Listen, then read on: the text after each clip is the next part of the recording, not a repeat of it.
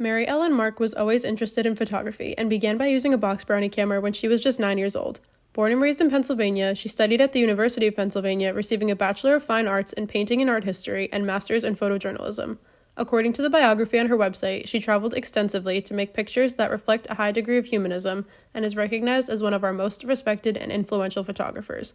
Mark liked to focus on subjects that could be considered off the beaten path and also frequently documented children and addressed social issues in her work. One of Mark's many books is called Streetwise, which she describes as an intimate portrait of teenagers who survive as pimps, prostitutes, panhandlers, and small-time drug dealers living on the streets of Seattle. Photos like these are able to transport the viewer into these scenarios while being somewhat explanatory and somewhat interpretive. You can see here that Patty is being scorned for something by two policemen, and here that Rat and Mike are dumpster diving. But why? For drugs? For food to survive? What did Patty do that she was being written up for? Mark takes advantage of her vantage point by placing herself directly in these scenarios and leaves certain details up to interpretation while simultaneously displaying intense scenes that can be evaluated ethically. I wanted to put particular emphasis on these two photos as well. The picture here of Dwayne taken in 1983 doesn't seem to have too much significance in itself, but when you see the following photo of him in a coffin less than a year later, it helps shift the whole book into perspective.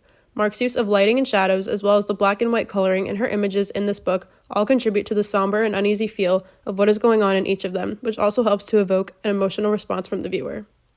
In another one of her books called Falkland Road, Prostitutes of Bombay, Mark focuses on documenting the exploitation of particular women in India. Many of the photos' titles describe what's going on in the scenes, as is shown here, and some even have descriptions below with more detail.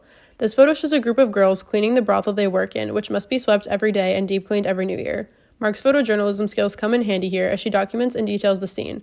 The viewer is able to assume what is going on as the image explains it, and then they can get confirmation in the caption. Here, we can see a young prostitute crying, but we don't know why.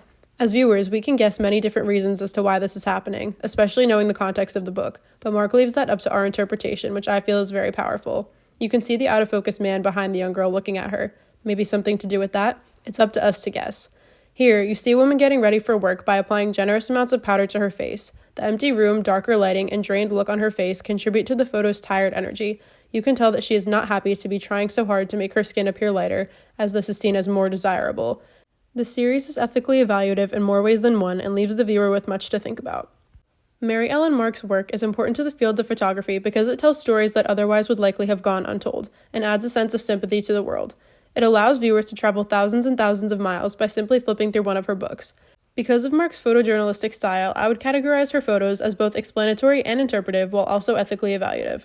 They're explanatory because they do more than just describe, they tell the story of what they see, and they're interpretive because they leave some questions to be pondered, leaving viewers wondering, I see that this is happening, and I know XYZ may be why, but is that really it? Her approach is unique because she's able to share stories through portraits, and is clearly very trustworthy and personable if she's able to get her many subjects to be so vulnerable around her. Her work clearly had an impact on people as she continues to have exhibitions, both group and solo, even following her death in 2015. I was particularly moved by Mark's photojournalism and the way she immersed herself into the stories she shared with the world. Her work was so significant because she opened a window for people to experience different cultures, values, and lifestyles, allowing sympathy to come more easily. All of her work tells some kind of story, and it made me feel both more socially aware and grateful for the fortunate life that I live.